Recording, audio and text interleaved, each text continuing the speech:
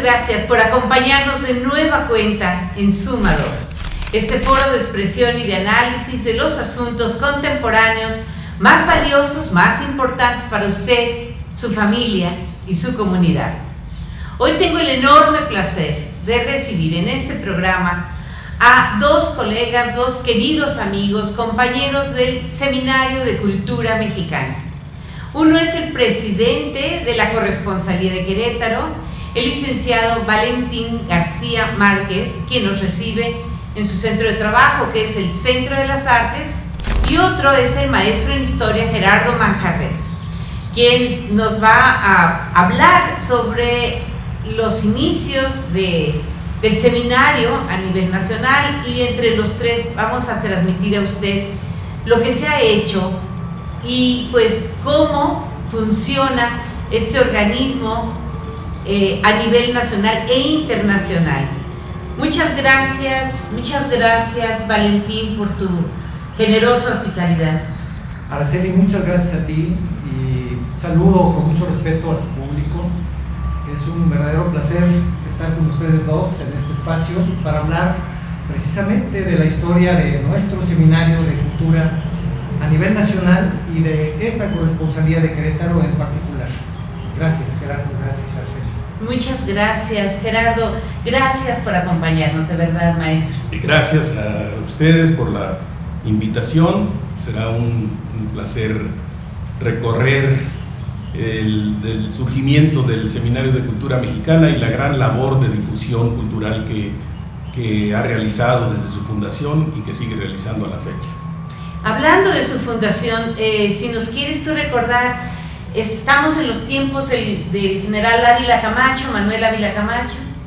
Así es, el Seminario de Cultura Mexicana formalmente surge el 28 de febrero de 1942. Creo que vale la pena decir que, más allá del dato histórico, el seminario surge como un acto de conciliación del gobierno ávila camachista con la intelectualidad mexicana, capitaneada por ese indiscutible líder que fue José Vasconcelos. Esa intelectualidad fue muy lastimada en la campaña presidencial del licenciado Vasconcelos, y el gobierno de Ávila Camacho se dedicó a hacer este tipo de actos de conciliación. Es famosa, recordemos aquella fotografía en la que aparecen todos los expresidentes de la República vivos en ese momento, y de manera muy notoria y sobresaliente la participación yo creo que fue la única, de el general Lázaro Cárdenas y el general Calles en la misma fotografía, posando ahí. Entonces, en ese ambiente de conciliación surge el Seminario de Cultura Mexicana como una iniciativa, como una idea de José Vasconcelos. Hasta el nombre mismo nos da a conocer la huella del licenciado Vasconcelos, Seminario de Cultura Mexicana.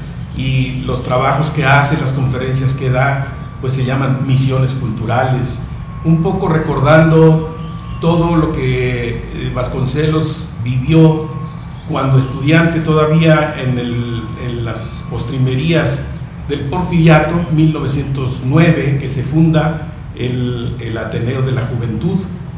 Incluso algunos de los fundadores de ese Ateneo forman parte de este seminario, de esta nueva institución que se crea en 1942.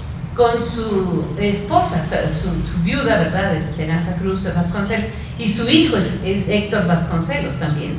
Participan por un tiempo en el seminario.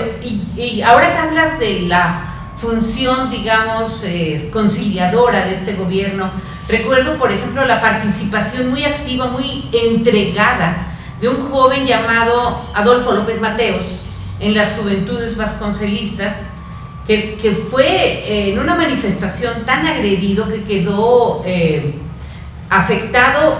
Bueno, él pasó al hospital en estado casi de coma y perdió una buena parte de un oído. O sea, López Mateos de hecho hasta se fue a refugiar a Guatemala por por el acoso que tenían los jóvenes vasconcelistas después de haber perdido la candidatura presidencial de Vasconcelos. Se dice que incluso es en esa acción en la que salió lastimado el presidente López Mateos, se generó o fue la causa del aneurisma que finalmente, ya siendo expresidente, lo llevó a la muerte. Sí, pero estamos hablando de un chavo. Sí, muchachos de 17, 18 años, ¿no? Eran grandes oradores. Hubo algunos incluso que fallecieron en ese tipo de represión, como fue el caso de Germán de Campo, que era uno de los más brillantes oradores que tenía la campaña de Vasconcelos, de los jóvenes oradores, y Germán de Campo falleció. Bueno, entonces todas esas toda esa memoria de hostilidad de los gobiernos revolucionarios, de los tiempos en que las elecciones se definían a balazos. Ávila Camacho, que fue por cierto el último presidente militar, con un grado militar, a él ya le tocó el paso, la transición al primer presidente civil, que fue don Miguel Alemán. Entonces, en ese ambiente, José Vasconcelos convoca a un grupo de intelectuales de esa época, algunos ya no tan de esa época, como decíamos. Frida Kahlo, Mariano Azuela. En el caso de los pintores, estaba Frida Kahlo, Ángel Zárraga y Antonio M. Ruiz. Ángel Zárraga es un pintor que fue poco conocido en México, porque toda su vida artística se desarrolló y su trabajo lo hizo en Europa. Viajó a Europa en la misma época en que viajó Diego Rivera, pero Diego regresó y Ángel Zárraga ya no regresó. Entonces, entre los pintores, ellos tres. Había escultores, Carlos Bracho, Luis Ortiz Monasterio, que fue miembro del seminario hasta hace pocos años, vivió muchos años don Luis Ortiz Monasterio, y Arnulfo Domínguez Bello. Como músicos estaba Julián Carrillo, Manuel M. Ponce y Esperanza Cruz. Aquí hay un dato interesante que me acabo de encontrar precisamente entre las cartas de Héctor Vasconcelos. Todo mundo, cuando leemos que Esperanza Cruz, decimos la esposa de Vasconcelos formó parte del seminario, pero según estas cartas de Héctor Vasconcelos, el hijo de ambos, ellos se casaron hasta 1943. O sea, fue justamente el inicio del seminario. En el momento de la fundación del seminario. No era su esposa. No quiere decir que no tuvieran alguna relación, porque conocemos las habilidades de galán de don José Vasconcelos, ¿verdad? Oye, pues Antonieta Rivas Mercado, por no ir más lejos. Querido Valentín, ¿qué nos dices tú, que también eres un gran historiador, de la época en que se gesta este movimiento? ¿Qué efervescencia política, cultural había en México? Bueno, sin duda, en un México post-revolucionario y todavía convulso, porque las ideologías de unos y otros, como lo he dicho siempre, una vez que no hubo un enemigo común a los grupos, pues empezaron a pelear entre los grupos, primero con las armas y después en la política, sin dejar las armas, como bien lo dijo Gerardo, porque todo se resolvía a balazos. Era muy común que un político tuviera una camarilla de pistoleros, no de guardaespaldas o guaruras como los conocimos después, sino de auténticos pistoleros, ¿no? En aquel tiempo parecía como ver una película de gángsters, ver llegar a un político en un automóvil con los pistoleros en los laterales del vehículo, escoltándolos. En verdad, uno ve las películas de Al Capone y dice, bueno, eso es fantasía, pero no, aquí era una realidad. Unos y otros ahora aspiraban a los cargos públicos, al poder, y eso no va a cesar hasta mucho tiempo después. Por lo tanto, a mí me parece muy valioso el que surja como parte de uno de los programas de la Secretaría de Educación Pública de aquel entonces, el Seminario de Cultura, que pretendía en aquel momento, porque así está establecido y no estoy de acuerdo en esta contemporaneidad con el término, pero pretendía llevar la cultura a los lugares en donde no se tenía acceso a ella. Es decir, salir de la Ciudad de México. Es correcto. Básicamente, y acercarse a los estados donde se fueron formando las corresponsalías. Ya más adelante hablaremos de que también hay en el extranjero, pero en los años 50, digamos, ya se había extendido la labor del Seminario de Cultura Mexicana, y en los años 60, por unos años, por un breve tiempo, el maestro Eduardo Loarca Castillo tuvo la corresponsalía de Querétaro en el Museo Regional. Es correcto. Se puede decir que es el nacimiento de una corresponsalía en este estado, en Querétaro. Y me gustaría nada más acotar que las corresponsalías del Seminario de Cultura Mexicana, que hay, en este momento hay 27 estados que cuentan con corresponsalías, y son 58 corresponsalías, porque algunos estados tienen en varias ciudades, son embajadas de este gran seminario que como un gran semillero van creciendo y van formando pues una serie de actividades para la divulgación de la ciencia, de las artes, de la cultura, en cada uno de los lugares en donde se ha fundado una corresponsalía.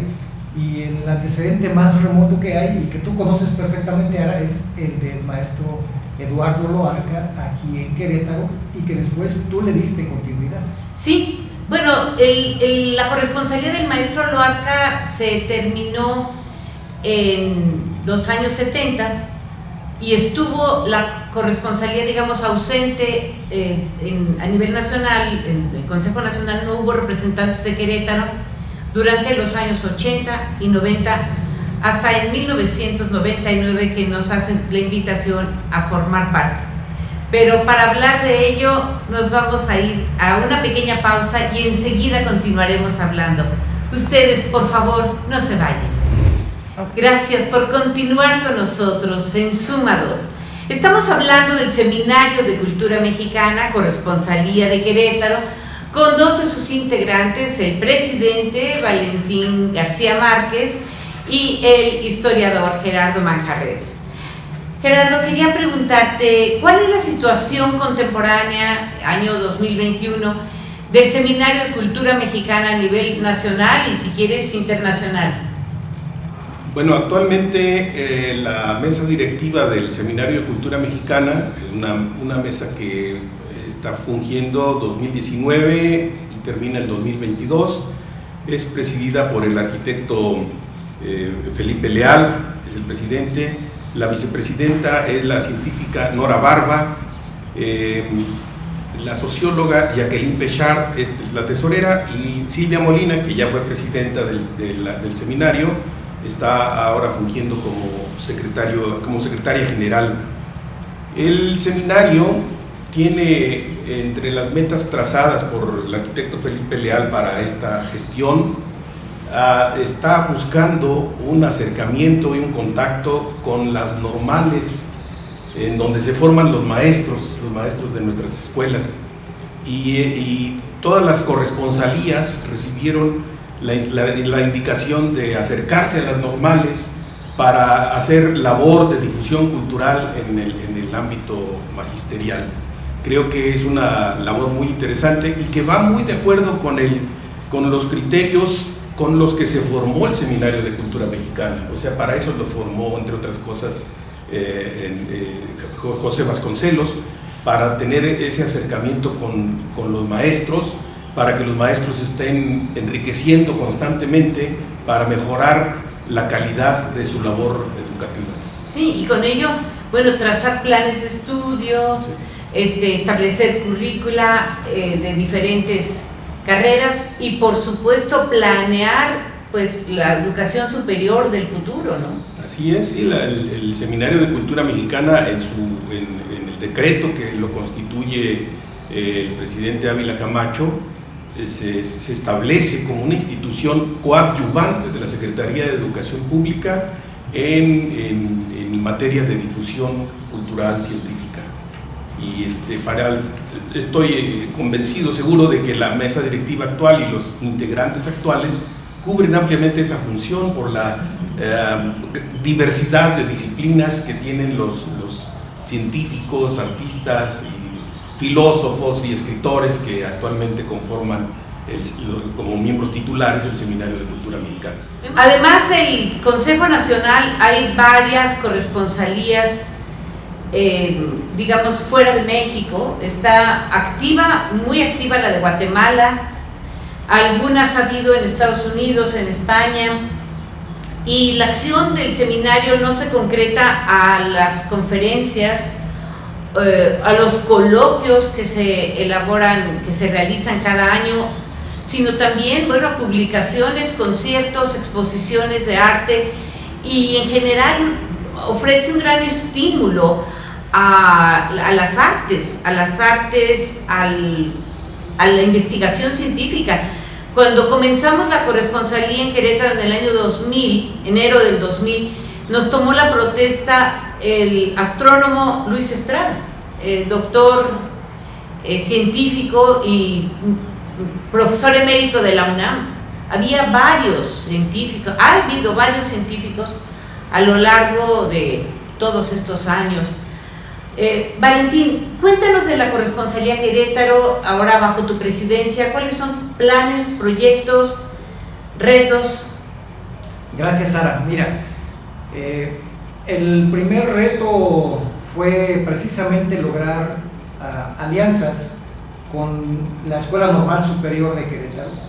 Lo hicimos en 2019 de manera intensa, participando en una serie de conferencias con la Normal, pero ha continuado, y te puedo decir con muchísimo gusto que en 2019 logramos 19 emisiones en ese año.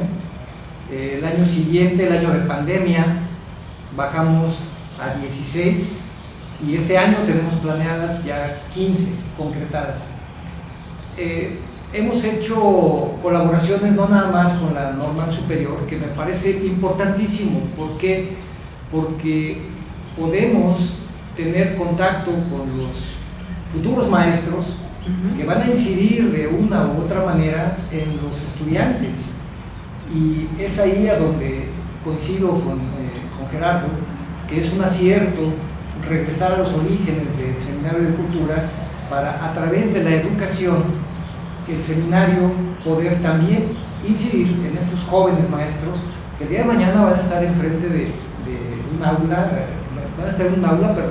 frente a un grupo de alumnos, ¿no? E incidir positivamente en ellos, viendo la historia desde otro enfoque que no es el oficialista, participando con ellos en sus planes y programas de estudio.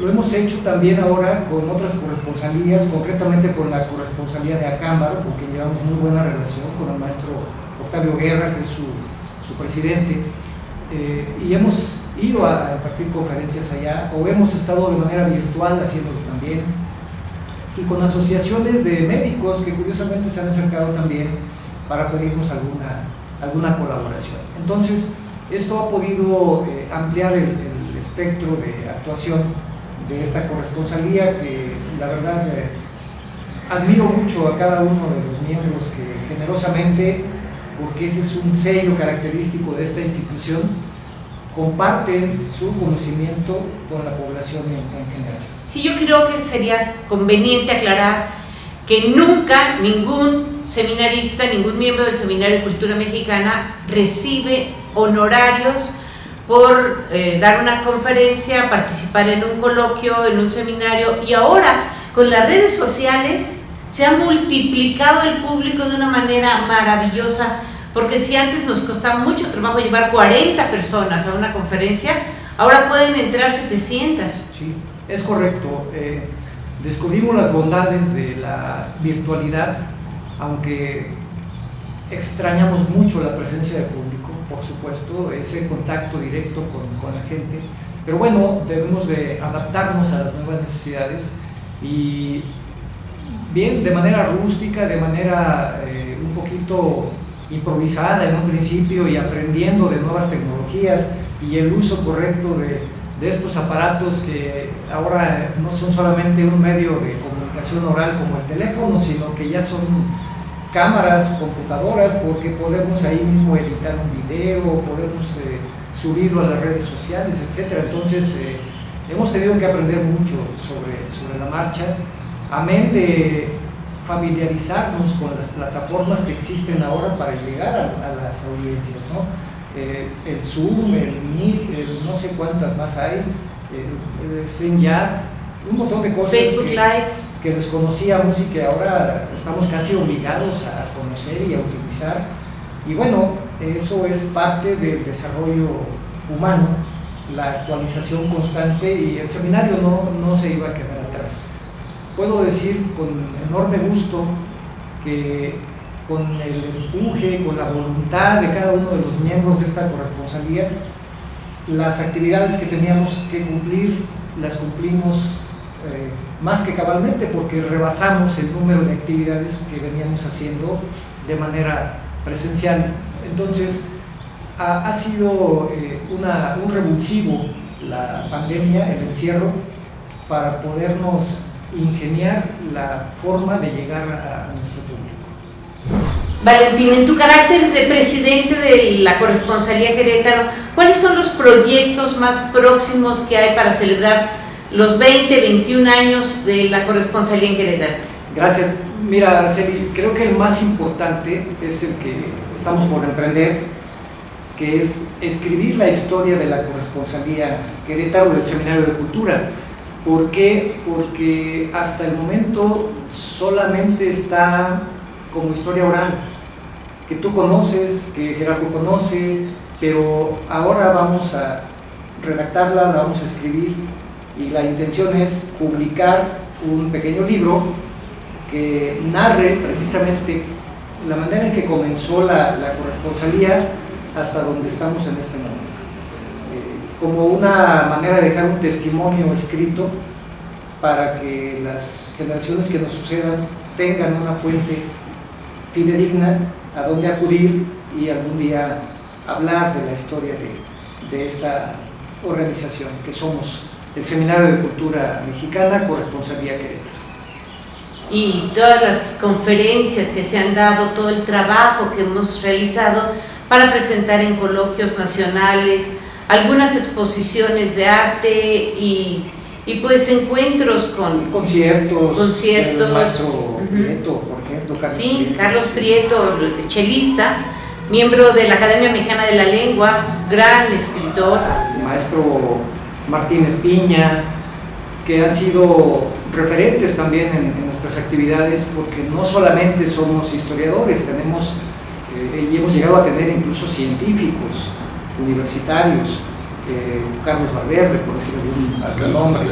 De manera que la misión del seminario no se concreta específicamente a un campo en exclusivo. Si bien habemos mucha gente que nos interesa la historia, bueno, los hay pedagogos, los hay filósofos, los hay músicos. Entonces las actividades que desarrollamos y que ofrecemos a la comunidad son muy diversas. Muchísimas gracias. Encantado. Muchas gracias a Gerardo Manjarres, a Valentín García Márquez y a nuestros compañeros de audio, de edición, de video y de transmisión para que este programa llegue hasta sus pantallas. Gracias al equipo de Adrián Monroy y a nuestra directora general Claudia Ivonne Hernández de Radio y Televisión Querétaro. Hasta la próxima.